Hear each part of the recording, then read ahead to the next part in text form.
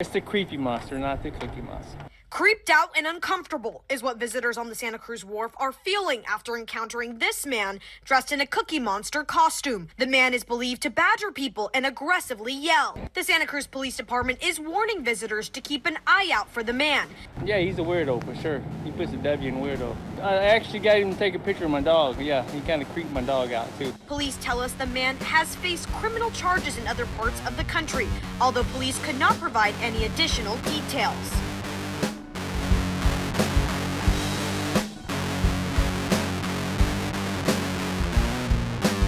Aaron, the man has been spotted multiple times out here on the Santa Cruz Wharf, and visitors are telling KCW tonight that they're feeling a bit on edge.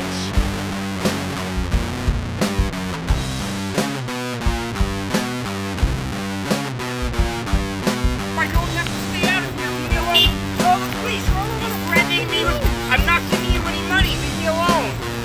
Don't ask me for money.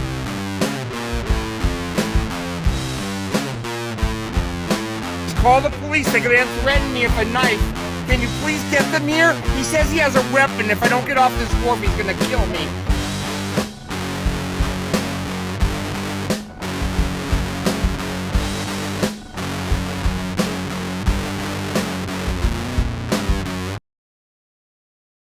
Hey, what's up guys? It's me, Flobbles, here in glorious live action in beautiful Santa Cruz. And today's video is about an entity that wanders these premises at night. An entity so ominous, so eerie, so infamous, and so persistent that he's known all across the country. This, of course, is about the creepy Cookie Monster. If you've clicked on this video, chances are you've come across the plethora of TikToks and news articles about this creepy Cookie Monster fella, you know, the guy who dresses up in a Sesame Street costume and goes and spouts racist shit about Jews. Jew by Henry Ford, folks. All right? The Jews are trying to keep money out of families' mouths on this pier. Google the International Jew by Henry Ford. We're having a problem with Jews in Santa Monica Pier harassing street performers, okay? The Jews are bothering people here. Come on. You're bothering me. All that kind of stuff. You know, maybe it happened, but 6 million too high. Maybe 250,000 at most. He's hated by police, he's hated by the public. Well, who is this man? What's his deal? Today, we're going to do a bit of investigating, delve into his past crimes, including, but not limited to, his multiple arrests in New York City and being deported for running a rape porn site. The man has been called many names. Creepy Cookie Monster, Racist Elmo, Angry Elmo, and of course, Antisemitic Elmo. But of course, those aren't his real names. His actual name is Adam Sandler, no relation.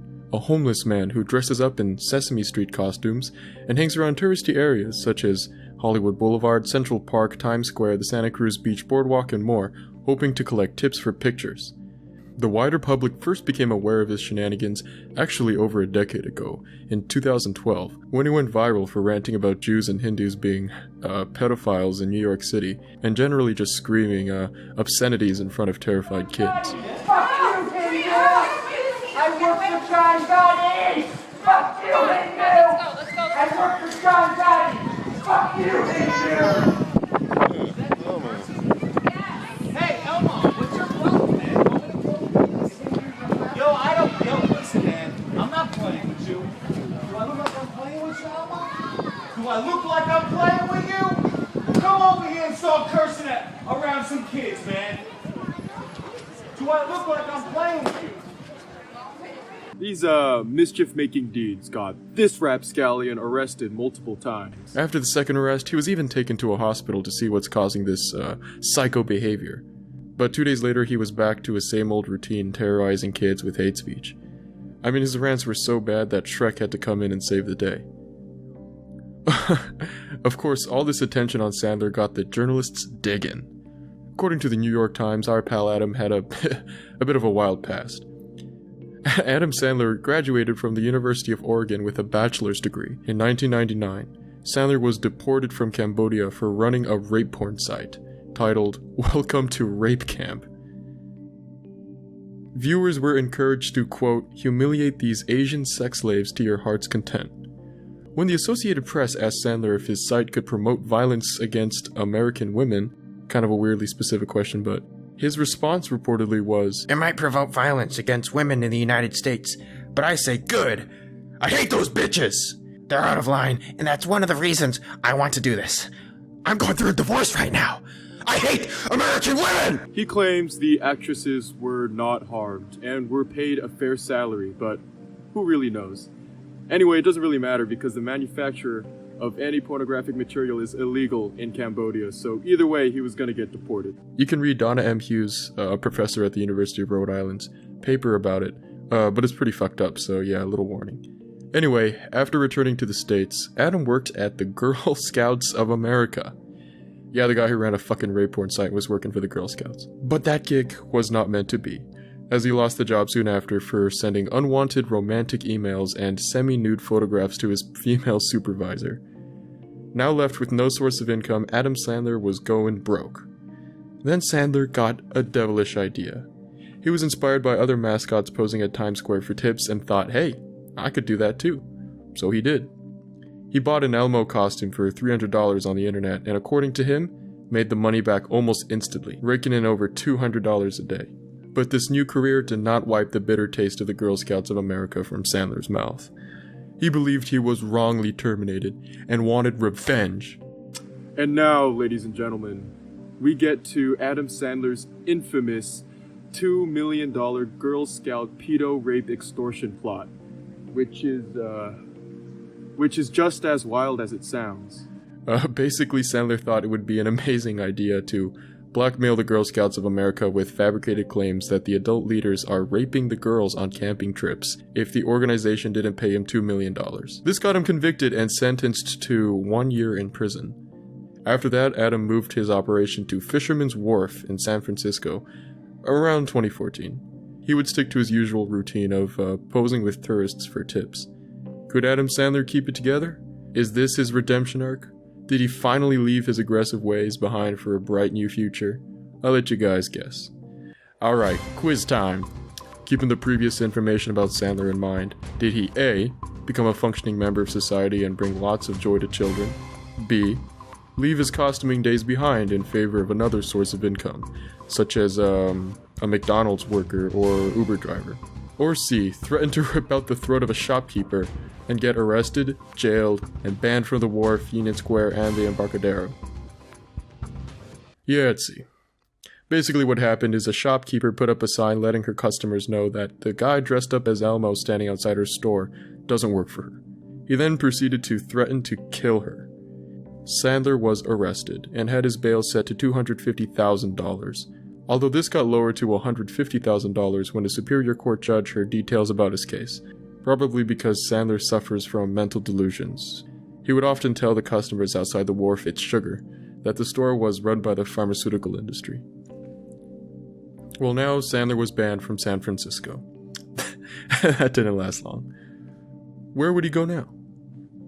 After being kicked out of San Francisco, Sandler made his way down to Los Angeles, where he would pose for tourists in front of the LA Zoo, this time donning his iconic Cookie Monster outfit instead of his Elmo one. This could be totally wrong, but I imagine the cops took his Elmo costume, so Sandler had to buy another one. Visitors of the zoo and the police would describe him as a nuisance, who often told zoo visitors not to buy anything at the zoo because it's owned by Muslims. No, seriously, I'm not making this up. Adam Sandler's time at the zoo is where I had my first of numerous interactions with the man. So, I'm gonna dox myself a little here. My high school is located pretty damn close to the LA Zoo. And every day after school, I would wait in front of the LA Zoo sign for my mom to come pick me up, where I would see this guy in a ratty Cookie Monster outfit, but I didn't think too much of it at first.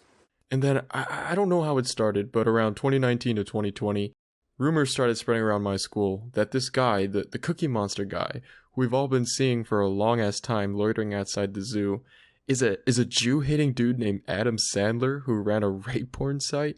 I can't express enough how crazy this revelation was to me and my classmates at the time. I mean literally, and I don't use the word figuratively, literally every other day I would see this man after school and think nothing of it. I don't know, it just kind of just kind of made school a bit more interesting. It didn't take long for, I think, one of the seniors to create an Adam Sandler exposed page, which I'll show right over here, just to show the perspective of the kids at my school at the time. Of course, the kids mess with him in subtle ways, like getting him to pose with a Jewish classmate and whatnot. Here's a video from the account that shows Adam going off on one of the kids. Are you gonna kidnap me? Can you please get away from me and stop bothering me? Huh? Are you a fucking Jew or something trying to fuck with my business? I'm sorry, Mr. Cookie Man! The last time I remember seeing the man was around 2020, which is when COVID happened, and of course, I didn't go to school, so I never saw Sandler again. Or so I thought. After the pandemic began, Adam Sandler left the LA Zoo. Where'd he go? Well, he's been spotted at the Grand Canyon talking about critical race theory or something. Critical race theory gives me the right now to just call any business a racist. Just the fact that there's no minorities have any businesses here, it means they're racist. I mean, that's what they're saying in the news. That's what the school districts are doing. Black Lives Matter does it. They make a lot of money. They're getting money from all kinds of businesses. These businesses are telling people not to take photos with me, hurting my income. It's that simple. They're clearly doing it. In 2022, my friend Ben spotted Adam at the Griffith Observatory. But where'd he go after that? Well, that brings us to...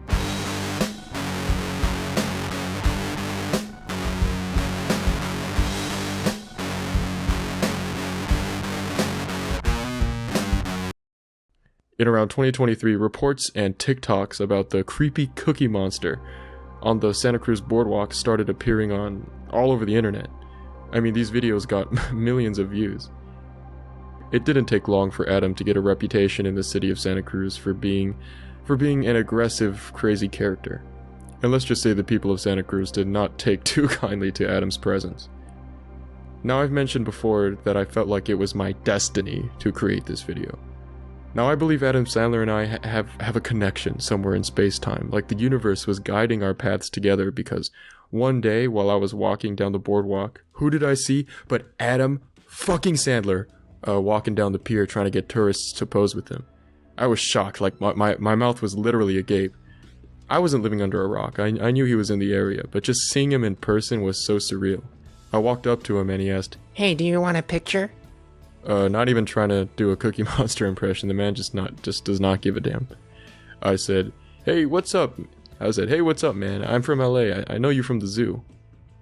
This was not the right thing to say. Adam immediately became defensive and was like, Yeah, a long time ago, so you want a picture or not, man? Just get out of here if you don't. And then I was like, hey man, I mean nothing by it. I don't have any money right now. I was just wondering when you'd be back here so I could bring my friends and take a picture. Another incredibly dumb thing of me to say, because this just made him more paranoid and defensive. He was like, That's none of your business. Just get out, man. In my mind, I was going to like interview him or something later, but with hindsight, that was incredibly naive. The man was not going to talk, even with a monetary incentive. Like, what the hell was I thinking? Around this time, a couple of teenagers in a car drove by with the windows rolled down and were like, Hey you, hey you, fuck you, hey, fuck you. In like a Beavis voice. Thank you for your time. I'll come back if you want. Adam didn't say anything until I started walking away. That's when he shouted something like, The Singaporean president is a pedophile. I was like, what? He repeated, The president of Singapore, he's a pedophile. I tell everyone, man, I tell everyone. I was at a loss of words. I mean, this is the first time I heard him say like anything wacky in person, you know? Yeah, that's crazy, man. Then he shouted, The Thai King is a pedo too. The Thai King. You know, after seeing the man in person recently, I can't help but feel sorry for him. I know a lot of you guys aren't going to like this conclusion. You know, he ran a rape porn site, he's a misogynist or racist. If the word ends in ist or phobic, the adjective probably applies to him. So yeah, he deserves whatever's coming to him, and whatever continues to come to him. And I agree. But I can't help it. I still feel sorry for him, you know? This crazy homeless guy, I really hope he does get help. Obviously, if you see Adam in public, which I'm sure many of you have and will, I mean, this dude is all over the country, please don't, like, beat him up or anything. I mean, it's obvious, but just in case, don't do it. And another thing, have you met Adam in the past? I'm sure many of you have, just purely based on how prolific the guy is. If so, type the story in the comments or send it to my Instagram DMs right here. I might do a video on my second channel, Flobbles Vlog, about your story, so subscribe to that. And of course, remember, Subscribe to Flobbles.